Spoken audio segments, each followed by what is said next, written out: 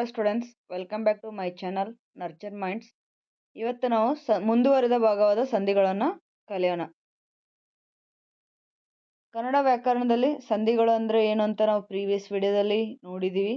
ಅದರಲ್ಲಿ ಟೈಪ್ಸ್ ಬಂದು ಕನ್ನಡ ಸಂಧಿ, ಸಂಸ್ಕೃತ ಸಂಧಿ ಮತ್ತು ಅದರ ರೂಲ್ಸ್ ಏನು ಅಂತ ಕಲ್ತಿದ್ದೀವಿ ಮತ್ತು ಉದಾಹರಣೆಗಳನ್ನು.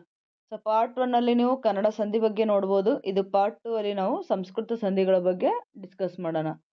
ಅದಕ್ಕಿಂತ ಹೋಗೋಕ್ಕಿಂತ ಮೊದಲೇ ಒಂದು ರೀಕ್ಯಾಪ್ ಅನ್ನೋ ಥರ, ಸಂಧಿ ಅಂದರೆ ಏನು?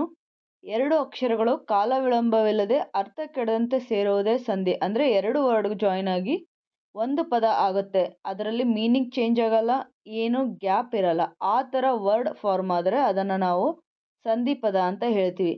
ಇದರಲ್ಲಿ ಎಕ್ಸಾಂಪಲ್ ನೋಡಿದರೆ ನಿಮಗೆ ಪೂರ್ವ ಪದ, ಉತ್ತರ ಪದ ಮತ್ತು ಸಂಧಿ ಪದ ಅಂತ 3 ಪದಗಳು ಕಾಣಿಸ್ತಾ ಇದೆ ಅಲ್ವಾ? ಸೊ ಸಂಧಿ ಕಾರ್ಯ ಯಾವಾಗಲೂ ಕೂಡ ಕೊನೆಯ ಅಕ್ಷರವಾದ ಪೂರ್ವ ಪದ, ಮೊದಲನೆಯ ಅಕ್ಷರವಾದ ಉತ್ತರ ಪದದ ಮಧ್ಯದಲ್ಲೇ ನಡೆಯುತ್ತೆ ಸಂಧಿ ಕಾರ್ಯ. ಈ ಎರಡು ಸಂಧಿ ಕಾರ್ಯ ಆದಮೇಲೆ ಸಿಗುವಂಥ ಪದನ ನಾವು ಸಂಧಿ ಪದ ಅಂತ ಕರಿತೀವಿ. ಇವಾಗ ನೋಡಿ ಇಲ್ಲಿ ಎಕ್ಸಾಂಪಲ್ಲು, ಚಳಿ ಪ್ಲಸ್ ಕಾಲ, ಚಳಿಗಾಲ. ಆಯಿತಾ?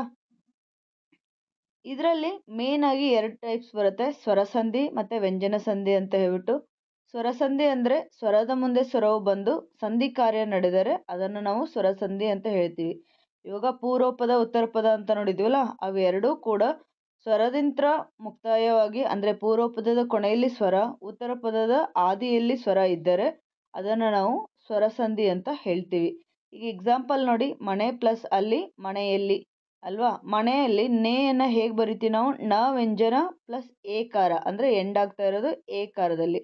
ಎರಡನೇ ಪದದಲ್ಲಿ ನೋಡಿ, ಅಲ್ಲಿ, ಅಲ್ಲಿಯಲ್ಲಿ ಅ ಪದ ಇದೆ.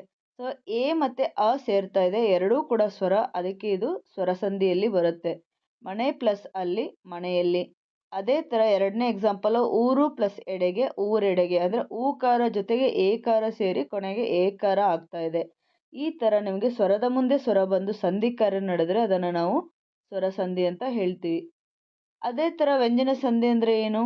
ವ್ಯಂಜನ ಸಂಧಿ ಅಂದರೆ ಸ್ವರದ ಮುಂದೆ ವ್ಯಂಜನ ಅಥವಾ ವ್ಯಂಜನದ ಮುಂದೆ ಸ್ವರವಾಗಲಿ ಅಥವಾ ವ್ಯಂಜನದ ಮುಂದೆ ವ್ಯಂಜನ. ಅರ್ಥ ಆಯ್ತಾ? ಸ್ವರದ ಮುಂದೆ ವ್ಯಂಜನ, ವ್ಯಂಜನದ ಮುಂದೆ ಸ್ವರ ಅಥವಾ ವ್ಯಂಜನದ ಮುಂದೆ ವ್ಯಂಜನ ಬಂದು ಸಂಧಿ ಕಾರ್ಯ ನಡೆದರೆ ಅದನ್ನು ನಾವು ವ್ಯಂಜನ ಸಂಧಿ ಅಂತ ಹೇಳ್ತೀವಿ. ಅಂದರೆ ಉತ್ತರ ಪದ ಆಗಿರ್ಬೋದು, ಪೂರ್ವ ಪದ ಆಗಿರ್ಬೋದು, ಎರಡರಲ್ಲಿ ಒಂದಾದರೂ ವ್ಯಂಜನ ಇದ್ದರೆ ಅದನ್ನು ನಾವು ವ್ಯಂಜನ ಸಂಧಿ ಅಂತ ಹೇಳ್ತೀವಿ. ಈಗ ಮರ ಪ್ಲಸ್ ಕಾಲು, ಮರಗಾಲು ಅಂತ ಉದಾಹರಣೆಯಲ್ಲಿ ಕೊಟ್ಟಿದ್ದೀನಿ. ಮರ ಅಲ್ಲಿ ರ ಪ್ಲಸ್ ಅ, ಅಂದರೆ ಆ ಇಂತ್ರ ಎಂಡ್ ಆಗ್ತಾ ಇದೆ, ಸ್ವರದಿಂತ್ರ ಎಂಡ್ ಆಗ್ತಾ ಇದೆ.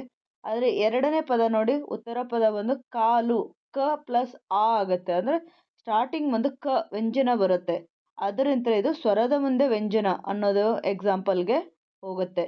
ಅದೇ ಥರ ಎರಡನೇದು ನೋಡಿ, ಷಟ್ ಪ್ಲಸ್ ಆನನ, ಇಲ್ಲಿ ಠ ಬಂದ್ಬಿಟ್ಟು ಅರ್ಕ ಇದಿದೆ, ವ್ಯಂಜನ ಇದೆ. ಸೊ ವ್ಯಂಜನದ ಮುಂದೆ ಸ್ವರ ಬಂದಿದೆ, ಅಂದರೆ ಎರಡನೇ ಟೈಪ್ಗೆ ಇದು ಎಕ್ಸಾಂಪಲ್ ಆಗುತ್ತೆ. ಷಟ್ ಪ್ಲಸ್ ಆನನ, ಷಡಾನನ. ಅದೇ ಥರ ಮೂರನೇದು ನೋಡಿ, ಕಣ್ ಪ್ಲಸ್ ಪಣಿ, ಕಣ್ಣಲ್ಲಿ ನ ಬಂದು ವ್ಯಂಜನ ಇದೆ, ಉತ್ತರ ಪದದಲ್ಲಿ ಪಣಿಯಲ್ಲಿ ಪ ಬಂದು ವ್ಯಂಜನ ಇದೆ. ಸೊ ವ್ಯಂಜನದ ಮುಂದೆ ವ್ಯಂಜನ ಬಂದು ಸಂಧಿ ಕಾರ್ಯ ನಡೆಯುವಂಥದ್ದಕ್ಕೆ ಇದು ಎಕ್ಸಾಂಪಲ್ ಆಗುತ್ತೆ. ಯಾವುದು? ಕಣ್ ಪ್ಲಸ್ ಪಣಿ, ಕಂಬಣಿ. ಸೊ ಯಾವುದೇ ಒಂದು ಪದ ನಿಮಗೆ ವ್ಯಂಜನ ಬಂದರೆ ಅದು ವ್ಯಂಜನ ಸಂಧಿ ಆಗುತ್ತೆ. ನೆಕ್ಸ್ಟ್ ಸಂಧಿಗಳಲ್ಲಿ ಟೈಪ್ಸು, ಕನ್ನಡ ಸಂಧಿ, ಸಂಸ್ಕೃತ ಸಂಧಿ. ಇದನ್ನು ನಾನು ಪ್ರೀವಿಯಸ್ ವಿಡಿಯೋದಲ್ಲಿ ಹೇಳಿದ್ದೀನಿ. ಸೊ ಕನ್ನಡ ಸಂಧಿಯಲ್ಲಿ ಮತ್ತೆ ಸ್ವರಸಂಧಿ, ವ್ಯಂಜನ ಸಂಧಿ. ಅದೇ ಥರ ಸಂಸ್ಕೃತ ಸಂಧಿಯಲ್ಲಿ ಸ್ವರಸಂಧಿ, ವ್ಯಂಜನ ಸಂಧಿ. ನಾವು ಕನ್ನಡ ಸಂಧಿಗಳನ್ನು ಭಾಗ 1ದಲ್ಲಿ ಮಾಡಿದ್ದೀವಿ, ನೀವು ಅಲ್ಲಿ ಹೋಗಿ ನೋಡ್ಕೋಬೋದು. ಇಲ್ಲಿ ಭಾಗ 2ರಲ್ಲಿ ನಾವು ಸಂಸ್ಕೃತ ಸಂಧಿ ಬಗ್ಗೆ ಕಲಿತೀವಿ. ಅವು ಯಾವ್ಯಾವುದಂದರೆ, ಸ್ವರಸಂಧಿಯಲ್ಲಿ ಸವರ್ಣ ದೀರ್ಘ ಸಂಧಿ, ಗುಣಸಂಧಿ, ವೃದ್ಧಿ ಸಂಧಿ ಮತ್ತು ಎಣ್ ಸಂಧಿ. ಅದೇ ಥರ ವ್ಯಂಜನ ಸಂಧಿಯಲ್ಲಿ ನಮಗೆ ಎಕ್ಸಾಮಲ್ಲಿ ಬರುವಂಥದ್ದು ಜಸ್ತ್ವ ಸಂಧಿ, ಶ್ಚುತ್ವ ಸಂಧಿ ಮತ್ತು ಅನುನಾಸಿಕ ಸಂಧಿ. ಇವು 7 ಟೈಪ್ಸನ್ನು ನಾವು ಈ ವಿಡಿಯೋದಲ್ಲಿ ಕಲಿತೀವಿ. ಫಸ್ಟ್ನೇದು ಯಾವುದಿದು? ಸವರ್ಣ ದೀರ್ಘ ಸಂಧಿ. ಒಂದೇ ಜಾತಿಯ ಸ್ವರಗಳು ಅಂದರೆ ಅ, ಈ, ಉ ಒಂದರ ಮುಂದೊಂದು ಬಂದಾಗ ಅವೆರಡರ ಸ್ಥಾನದಲ್ಲಿ ಅದೇ ಜಾತಿಯ ದೀರ್ಘ ಸ್ವರವಾದ ಆ, ಈ, ಉ ಆದೇಶವಾಗುತ್ತದೆ. ಅಂದರೆ ಅ ಪ್ಲಸ್ ಅ ಇಸ್ ಈಕ್ವಲ್ ಟು ಆ. ಅಂದರೆ ಎಕ್ಸಾಂಪಲ್ ನೋಡಿ, ದೇವ ಪ್ಲಸ್ ಅಸುರ, ದೇವಾಸುರ. ದೇವ ಬಂದು ಆದಿಂತ್ರ ಎಂಡ್ ಆಗ್ತಾ ಇದೆ, ಅಸುರ ಬಂದು ಆ ಇಂತ್ರ ಶುರು ಆಗ್ತಾ ಇದೆ, ಕೊನೆಗೆ ಸಂಧಿ ಪದದಲ್ಲಿ ಆ ಬರ್ತಾ ಇದೆ. ಅಂದರೆ ಅದೇ ಪದದ ದೀರ್ಘ ಬರಬೇಕು. ಆ ಥರ ಏನಾದರೂ ಸಂಧಿ ಕಾರ್ಯ ನಡೆದರೆ ಅದನ್ನು ನಾವು ಸವರ್ಣ ದೀರ್ಘ ಸಂಧಿ ಅಂತ ಕರಿತೀವಿ. ಈಗ ಎರಡನೇದು ನೋಡಿ, ಗಿರಿ ಪ್ಲಸ್ ಇಂದ್ರ ಅಲ್ವಾ. ಗಿರಿಯಲ್ಲಿ ಈಕಾರ ಇದೆ, ಇಂದ್ರದಲ್ಲಿ ಮತ್ತೆ ಈ ಇದೆ. ಆ ಎರಡೂ ಸೇರಿ ದೊಡ್ಡ ಈ ಅಂದರೆ ಈ ಬಂದ್ಬಿಟ್ಟು ನಿಮಗೆ ಸಂಧಿ ಪದದಲ್ಲಿ ನೋಡಲು ಸಿಗುತ್ತೆ, ಗಿರೀಂದ್ರ ಅಲ್ವಾ. ಅದೇ ಥರ ಮೂರನೇದು ಉ ಪ್ಲಸ್ ಉ ಅಂದರೆ ಊ ಆಗುತ್ತೆ. ವಧು ಪ್ಲಸ್ ಉಲ್ಲಾಸ ಈಸ್ ಈಕ್ವಲ್ ಟು ವಧುಲ್ಲಾಸ. ಸೊ ಒಂದೇ ಸ್ವರದಿಂದ ಕೊನೆಯಾಗಿ ಅಂದರೆ ಪೂರ್ವ ಪದ ಕೊನೆಯಲ್ಲಿ ಯಾವ ಸ್ವರ ಇರುತ್ತೆ ಅದೇ ಸ್ವರ ಉತ್ತರ ಪದದ ಆದಿಯಲ್ಲಿ ಇದ್ದು ಅವೆರಡರದ್ದು ದೀರ್ಘ ನಿಮಗೆ ಸಂಧಿ ಪದದಲ್ಲಿ ಬಂದರೆ ಅದನ್ನು ನಾವು ಸವರ್ಣ ದೀರ್ಘ ಸಂಧಿ ಅಂತ ಹೇಳ್ತೀವಿ. ನೆಕ್ಸ್ಟ್ ಸಂಧಿ ಬಂದು ಗುಣಸಂಧಿ. ಗುಣಸಂಧಿಯಲ್ಲಿ ಏನು ಹೇಳುತ್ತೆ ಅಂದರೆ ಅ ಅಥವಾ ಆಕಾರಗಳ ಮುಂದೆ ಈ ಕಾರ ಇದ್ದರೆ ಏಕಾರ, ಊಕಾರಗಳಿದ್ದರೆ ಓಕಾರ ಮತ್ತು ರೂಕಾರವಿದ್ದರೆ ಅರುಕಾರ ಆದೇಶವು ಅಂದರೆ ಅದನ್ನು ಗುಣಸಂಧಿ ಅಂತ ಹೇಳ್ತೀವಿ. ಅಂದರೆ ಇಲ್ಲಿ ಕಾಮನ್ ಆಗಿ ಏನಿದೆ, ಪೂರ್ವ ಪದದ ಕೊನೆಯಲ್ಲಿ ಅ ಅಥವಾ ಆಕಾರ ಇದ್ದು ಉತ್ತರ ಪದದ ಆದಿಯಲ್ಲಿ ಈ ಕಾರ ಇದ್ದು ನಿಮಗೆ ಏಕಾರ ಬಂದರೆ ಸಂಧಿ ಪದದಲ್ಲಿ ಅದು, ಮತ್ತೆ ಊಕಾರಗಳು ಇಂದ ಇದ್ದರೆ ಯಾವುದು ಉತ್ತರ ಪದದ ಆದಿಯಲ್ಲಿ ಓಕಾರವು ಮತ್ತೆ ಉತ್ತರ ಪದದ ಆದಿಯಲ್ಲಿ ರೂಕಾರವಿದ್ದು ಕೊನೆಯಲ್ಲಿ ನಿಮಗೆ ಅರುಕಾರವು ಸಂಧಿ ಪದದಲ್ಲಿ ಸಿಗ್ತಾ ಇದ್ರೆ ಅದನ್ನು ನಾವು ಗುಣಸಂಧಿ ಅಂತ ಹೇಳ್ತೀವಿ. ಈಗ ಎಕ್ಸಾಂಪಲ್ ನೋಡಿ, ನರ ಪ್ಲಸ್ ಇಂದ್ರ ನರೇಂದ್ರ ಅಲ್ವಾ. ನರದಲ್ಲಿ ಅ ಇದೆ, ಇಂದ್ರದಲ್ಲಿ ಈ ಇದೆ. ಸೊ ಫಸ್ಟ್ನೇದೇನು ಓದಿದ್ವಿ ನಾವು, ಆ ಕಾರಗಳ ಮುಂದೆ ಈ ಕಾರ ಇದ್ರೆ ಏ ಕಾರ ಬರುತ್ತೆ ಅಂತ ನೋಡಿದ್ವಲ್ವಾ. ಇವಾಗ ಏನಾಗಬೇಕಿದು ನರೇಂದ್ರ.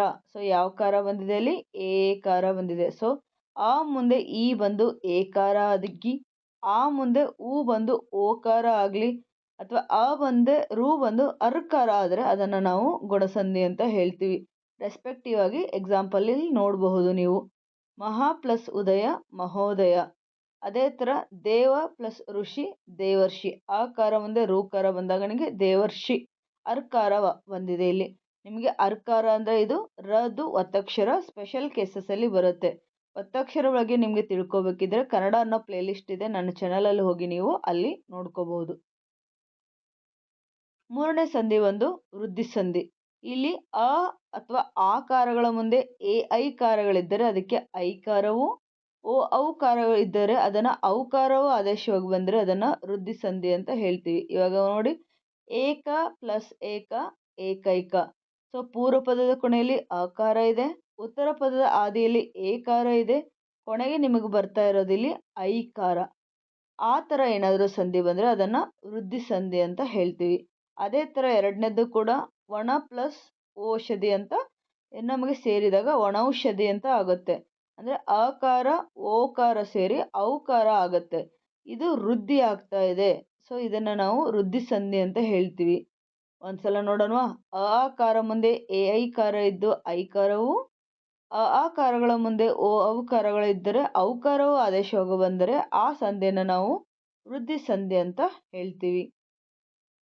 ನೆಕ್ಸ್ಟ್ ಬಂದು ಎಣ್ ಸಂಧಿ. ಇದು ನಮಗೆ ಸ್ವರಸಂಧಿಯಲ್ಲಿ ಸಿಗೋದು ಕೊನೆಯ ಸಂಧಿಯಾಗಿರುತ್ತೆ. ಯಾವುದರಲ್ಲಿ, ಸಂಸ್ಕೃತ ಸಂಧಿಯಲ್ಲಿ. ಇದೇ ಏನು ಹೇಳುತ್ತೆ ಅಂದರೆ ಈ ಉ ಮತ್ತು ರೂಕಾರಗಳಿಗೆ ಸವರ್ಣವಲ್ಲದ ಸ್ವರ ಪರವಾದರೆ, ಅಂದರೆ ಸವರ್ಣ ಅಂದ್ರೇನು ಸೇಮ್ ವರ್ಡ್ ಇದ್ರೆ ಆ ಟೈಪಲ್ಲಿ ಈ ಕಾರಗಳಲ್ಲಿ ಯಕಾರವು, ಊಕಾರಗಳಿಗೆ ವಕಾರವು, ಋಕಾರಗಳಿಗೆ ಋಕಾರವು ಆದೇಶವಾಗಿ ಬರುತ್ತೆ. ಅಂದರೆ ಸೇಮ್ ವರ್ಡ್ ಬಂದರೆ ಅದು ಸವರ್ಣ ದೀರ್ಘ ಸಂಧಿಗೆ ಹೋಗುತ್ತೆ. ಇಲ್ಲಿ ಈ ಸ್ವರಗೆ ಅದೇ ಸ್ವರ ಅಲ್ಲದೆ ಬೇರೆ ಯಾವುದೇ ಸ್ವರ ಬಂದು ಈ ಕಾರಗಳಿಗೆ ಏಕಾರವು, ಊಕಾರಗಳಿಗೆ ವಕಾರವು, ಋಕಾರಗಳಿಗೆ ಅರ್ಕಾರವು ಆದೇಶವಾಗಿ ಬಂದರೆ ಅದನ್ನು ನಾವು ಎಣ್ ಸಂಧಿ ಅಂತ ಹೇಳ್ತೀವಿ. ಈಗ ಎಕ್ಸಾಂಪಲ್ ನೋಡಿ, ಅತಿ ಪ್ಲಸ್ ಅಂತ. ಸೊ ಅತಿಯಲ್ಲಿ ಈ ಕಾರ ಇದೆ, ಎರಡನೇದ್ರಲ್ಲಿ ಅಂತ ಅಂಕಾರ ಇದೆ. ಸೊ ಎರಡು ಸೇರಿ ಅತ್ಯಂತ ಆಗತ್ತೆ. ಅಂದರೆ ಈ ಅ ಸೇರಿದರೆ ನಿಮಗೆ ಯಕಾರ ಬರ್ತಾ ಇದೆ. ಇಲ್ಲಿ ಸವರ್ಣವಲ್ಲದ ಪದ. ಸೊ ಈ ಮುಂದೆ ಅ ಬರ್ತಾ ಇದೆ. ಸೊ ಕೊನೆಗೆ ನಮಗೆ ಯ ಆದೇಶವಾಗಿ ಬರ್ತಾ ಇದೆ. ಅದೇ ಥರ ಎರಡನೇದು ಉದಾಹರಣೆ ನೋಡಿ, ಮಣು ಪ್ಲಸ್ ಅಂತರ ಮಣ್ವಂತರ ಅಲ್ವಾ. ಸೊ ಊಕಾರದ ಮುಂದೆ ಅಂಕಾರ ಅಥವಾ ಅಕಾರ ಬಂದು ನಿಮಗೆ ವಕಾರ ಆದೇಶವಾಗಿ ಬರ್ತಾ ಇದ್ದರೆ ಅದನ್ನು ನಾವು ಎಣ್ ಸಂಧಿ ಅಂತ ಹೇಳ್ತೀವಿ. ನೆಕ್ಸ್ಟ್ ವ್ಯಂಜನ ಸಂಧಿಗೆ ಹೋಗೋದಾದರೆ ಮೊದಲಿಗೆ ಬರೋದು ಜಸ್ತ್ವ ಸಂಧಿ. ಸೊ ಜಸ್ತ್ವ ಸಂಧಿಯಲ್ಲಿ ಏನು ಹೇಳ್ತಾ ಇದೆ, ಮೊದಲನೇ ಪದ ಕೊನೆಯಲ್ಲಿರುವ ಕ ಚ ಟ ತ ಪ ವ್ಯಂಜನಗಳಿಗೆ ಯಾವ ವರ್ಣ ಪರವಾದರೂ ಪ್ರಾಯಶಃ ಅದೇ ವರ್ಗದ ಮೂರನೇ ವ್ಯಂಜನಾಕ್ಷರಗಳು ಆದೇಶವಾಗಿ ಬರುತ್ತದೆ.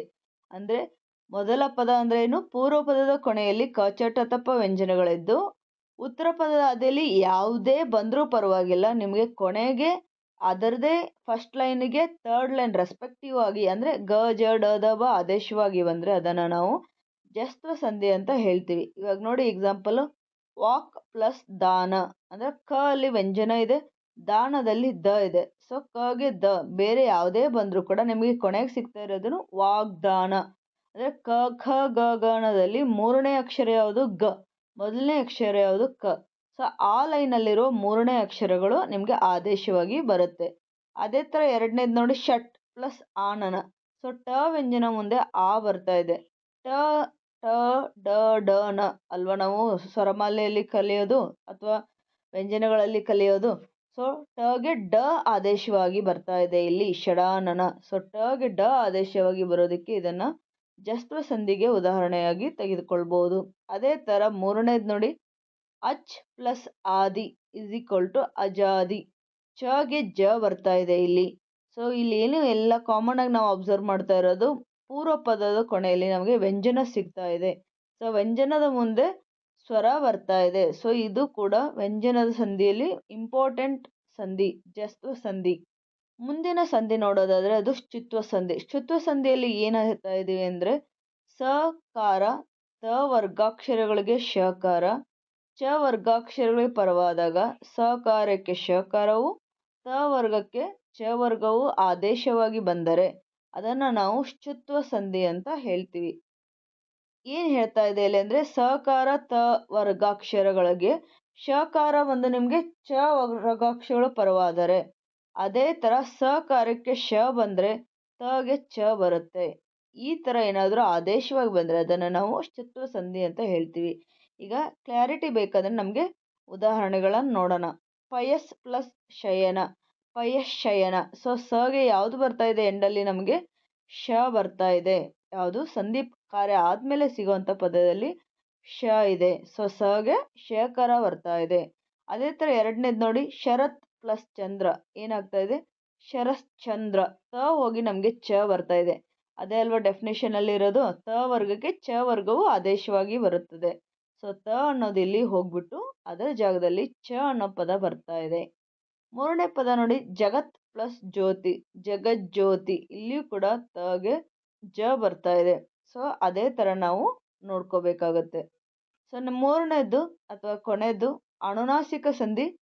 ಸೊ ವರ್ಗದ ಪ್ರಥಮ ವರ್ಣಗಳಿಗೆ ಅನುನಾಸಿಕ ಪರವಾದರೆ ಅವುಗಳು ಅಂದರೆ ಕ ಚ ಟ ತ ಪ ವ್ಯಂಜನಗಳಿಗೆ ಕ್ರಮವಾಗಿ ಞ ಯ ನ ನ ಮ ವ್ಯಂಜನಗಳು ಆದೇಶವಾಗಿ ಬರುತ್ತದೆ. ಅಂದರೆ ಫಸ್ಟ್ ಲೈನ್ ಆಫ್ ವ್ಯಂಜನಗಳಿಗೆ ನಮಗೆ ಕೊನೆಯ ಲೈನ್ ಏನು ಅನುನಾಸಿಕ ಮೂಗುಣಿಂತ ಉಚ್ಚಾರ ಮಾಡ್ತೀವಲ್ಲ ಆ ಪದಗಳು ರೆಸ್ಪೆಕ್ಟಿವ್ ಆಗಿ ಆದೇಶವಾಗಿ ಬಂದರೆ ಅದನ್ನು ನಾವು ಅನುನಾಸಿಕ ಸಂಧಿ ಅಂತ ಹೇಳ್ತೀವಿ. ಇವಾಗ ನೋಡಿ, ಷಟ್ ಪ್ಲಸ್ ಮಾಸ ಷಣ್ಮಾಸ.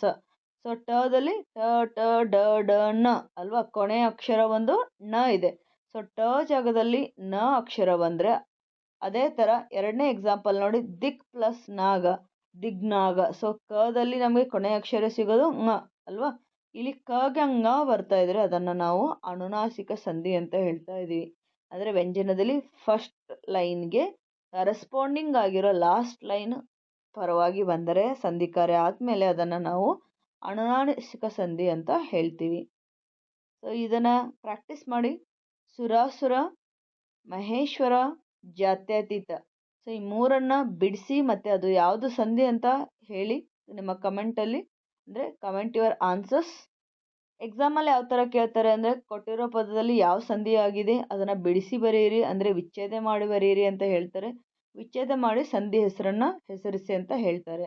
ಅದರ ಜೊತೆಗೆ ಸಂಧಿ ಕೊಟ್ಬಿಟ್ಟು ಅದರ ಎಕ್ಸಾಂಪಲ್ಸ್ ಅಂದರೆ ಉದಾಹರಣೆಯನ್ನು ಬರೆಯೋಕ್ಕೆ ಹೇಳ್ತಾರೆ. ಅದರ ಜೊತೆಗೆ ಸರಿಯಾದ ಉತ್ತರ ಆಯ್ಕೆ ಮಾಡಿ ಅಂತ ಹೇಳ್ತಾರೆ. ಇವಾಗ 4 ಆಪ್ಷನ್ಸ್ ಕೊಟ್ಬಿಟ್ಟು ಇದರಲ್ಲಿ ಸಂಧಿ ಕಾರ್ಯ ನಡೆದ ಮೇಲೆ ಅಂದರೆ ಬಿಡಿಸಿ ಬರೆದಿರ್ತಾರೆ ವಿಚ್ಛೇದ, ಜಾಯಿನ್ ಆದಾಗ ಯಾವುದಾಗುತ್ತೆ ಇದು, ಅಥವಾ ವರ್ಡ್ ಕೊಟ್ಬಿಟ್ಟು ಇದು ಯಾವ ಸಂಧಿಗೆ ಎಕ್ಸಾಂಪಲ್ ಅಂತಲೂ ನಿಮಗೆ ಮಲ್ಟಿಪಲ್ ಚಾಯ್ಸ್ ಕ್ವಶನಲ್ಲಿ ಕೇಳ್ಬೋದು. ಹೇಗೆ ಅನಿಸ್ತು ನಿಮಗೆ ಈ ವಿಡಿಯೋ? ಈಸಿನಾ ಡಿಫಿಕಲ್ಟಾ? ಕಮೆಂಟ್ ಮಾಡಿ ತಿಳಿಸಿ. ಇನ್ನಷ್ಟು ಕನ್ನಡ ಪಾಠಗಳಿಗೆ ಲೈಕ್ ಮಾಡಿ, ಶೇರ್ ಮಾಡಿ, ಸಬ್ಸ್ಕ್ರೈಬ್ ಮಾಡಿ ನರ್ಚರ್ ಮೈಂಡ್ಸ್ ಥ್ಯಾಂಕ್ ಯು. ನಿಮಗೆ ಯಾವುದಾದ್ರೂ ಟಾಪಿಕ್ ಬೇಕಿದ್ರೆ ಕಮೆಂಟ್ ಸೆಕ್ಷನಲ್ಲಿ ಕಮೆಂಟ್ ಮಾಡಿ. ನಾನು ಮುಂದಿನ ವಿಡಿಯೋದಲ್ಲಿ ಅದನ್ನು ಮಾಡ್ತೀನಿ. Thank you.